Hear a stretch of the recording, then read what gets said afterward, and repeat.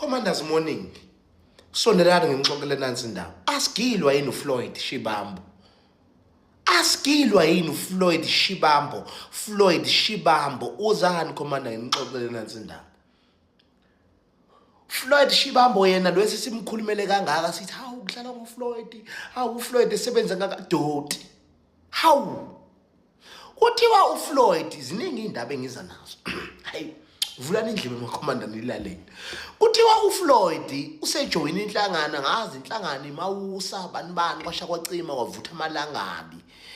Angazi noma inhlangano yabasebenzi noma inhlangano yezepolitiki thiwa nayo inhlangano ndini le ayijoyinile kuthi uyotshontsha imali nakhona ngoba we commanders kuthi uyiqedile imali yomkhonto wona ama 10 rand lawe beniwakoleka kuthiwa uwatshontshile uFloyd.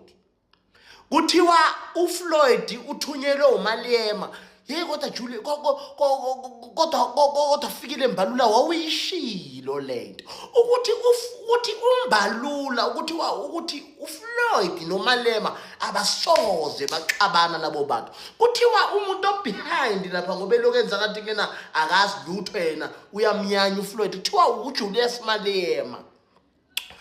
Kuthiwa ebezobulala lokusebenza okungaka esisikwenzile sizama ugruma abantu ukuthi beze kule nhlangano lena ezolwela ilungelo lomuntu omnyama.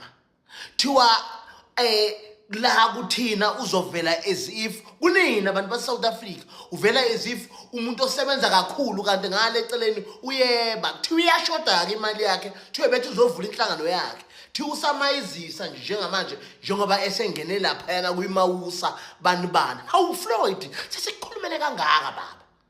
Sesikhulumele kangaka kodwa wenyiko sesikhulumele kangaka. Kanti Floyd uyeba. Kuthiwa inhlangano ikoleka 228 million. Hawu Floyd. Kodwa nawe indaba ezitha Phumlani Mfeka awusangitsheli ngani ngibona mina kuqhantsha uPhumlani Mfeka uthi ngiyakhuluma naye mina undaba ezitha uPhumlani Mfeka uthi zikode wena kodwa ungazophatha uFloyd.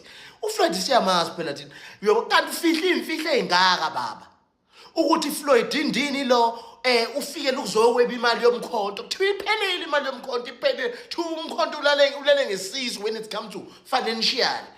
How Floyd ngikubona nje baba ungagolozi makuthiwa suka kulesikhundla sika SG.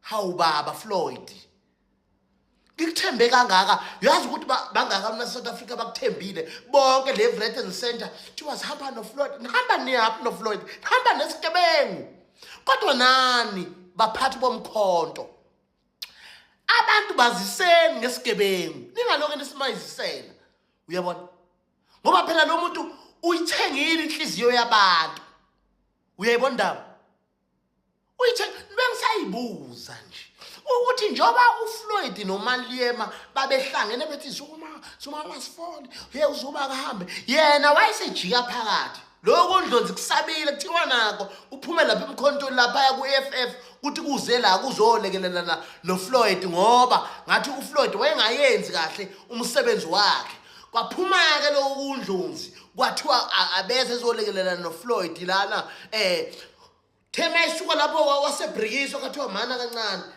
khona iplan esiseza nalo yabona hawu kasho ukuthi kanti ubaba yi-intelligence le that was the head of intelligence. Mina ke ngiyithole zonke izinto kuthiwe beqagrilisha lo muntu yini uqagrilisha kwathu thiwa is the way iphinda kawu4 lo doti yeyiwe uyisiphupho yini yona le thiwe bephinda kawu4 izinto thiwe into bayi 100 rand nebethi 500 wakho umuzi omkhulu i25 room eyisitezi something thiwa wathenga iplaza elinama ankole ulandela abangani bakho lamaphosa abanama ankole. How Floyd ngikuthembe kangaka baba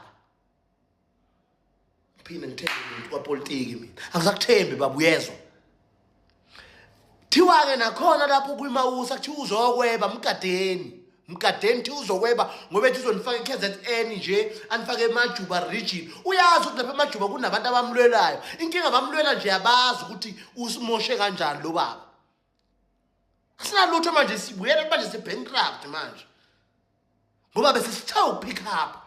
Weba baba, uyeba doti, uyeba. Hawu. Mazwi wami Nkosi yami ngizama ukuvikela lo baba. Kanti uyeba.